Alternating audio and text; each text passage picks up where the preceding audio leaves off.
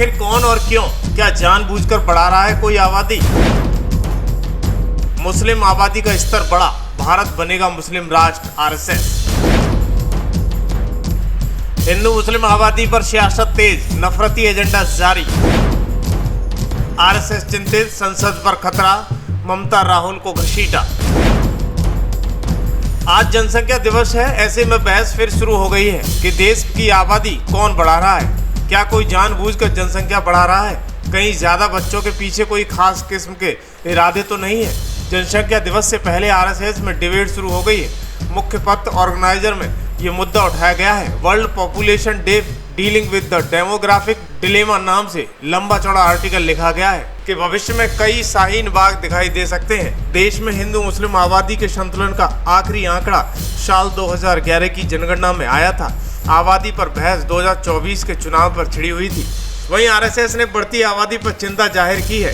खास तौर पर कुछ सीमाओं पर राज्यों में बढ़ती मुस्लिम आबादी पर आरएसएस ने मुख्य पत्र ऑर्गेनाइजर जारी करते हुए चिंता जताई है और कहा है कि देश के संसदीय परिसीमन के लिए ये ठीक नहीं है, विकास के लिए ठीक नहीं है।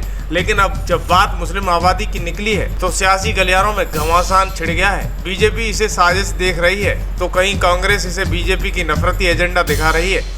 आपको बता दें कि जनसंख्या दिवस से ठीक पहले देश में बड़ी महाभारत छिड़ गई है। इस महाभारत की शुरुआत आरएसएस के मुख्य पत्र से हुई है, जिसमें लिखा गया है कि कुछ हिस्सों में मुस्लिम आबादी अत्यधिक वृद्धि हो रही है।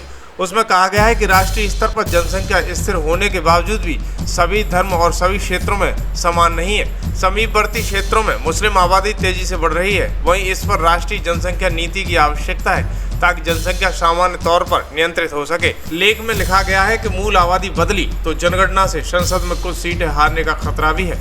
मुस्लिम आबादी के बढ़ते हुए स्टॉक को भी घुसपैठ की एक बड़ी वजह बताया गया है। जैसे ही हिंदू मुस्लिम हुआ वैसे ही सियासत सातवें आसमान पर पहुंच गई है। बीजेपी ने कहीं न कहीं इसके जरिए विपक्ष की कई तुष्टिकरण पॉलिसी पर निशाना साधा है, तो वहीं विपक्ष ने भी कमान संभाली है। अब बंगाल, असम, उत्तराखंड पर खास तौर पर जोर दिया गया है, लेकिन सवाल यह है कि वाकई बॉर्डर एरिया में मुस्लिम आबादी बढ़ रही है या फिर कोई राजनीतिक एजेंडा है।